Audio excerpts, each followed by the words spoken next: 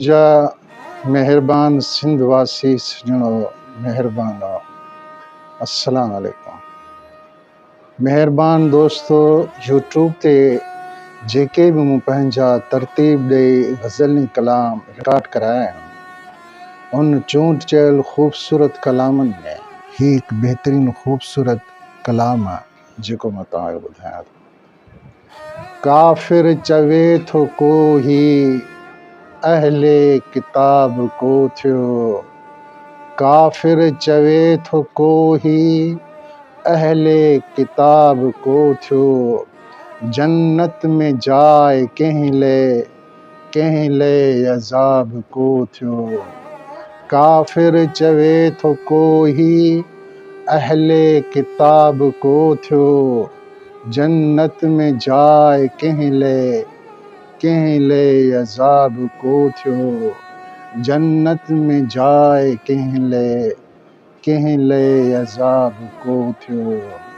सजदे में सिर झुकाए ही साबित कयो सुखुनवर, सजदे में सिर झुकाए ही साबित कयो सुखुनवर, मुनकिर मञे थो मूरत सजदो सवाब को थियो, जन्नत में जाए कंहिं ले अज़ाब को थियो।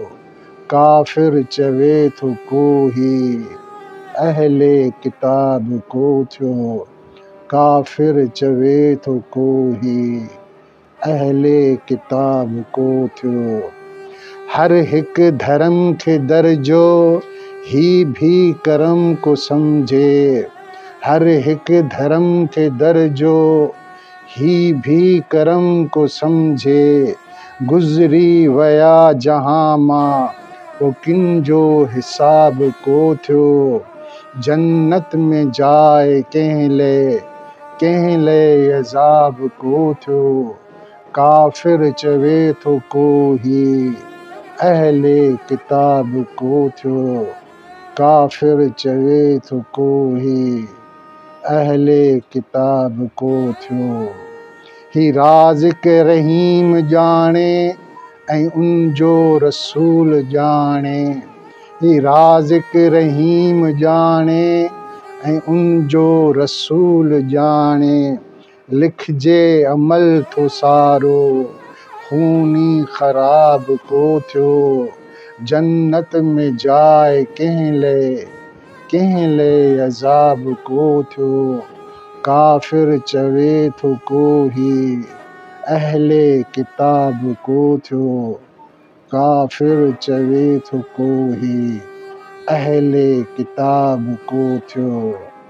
हाथी अयां हकीकत सागिर सचाई साम्हूं, हाथी अयां हकीकत सागिर सचाई साम्हूं, मस्जिद हुजे या मंदर नज़रियो निसाब को थियो, जन्नत में जाए कंहिं ले अज़ाब को थियो।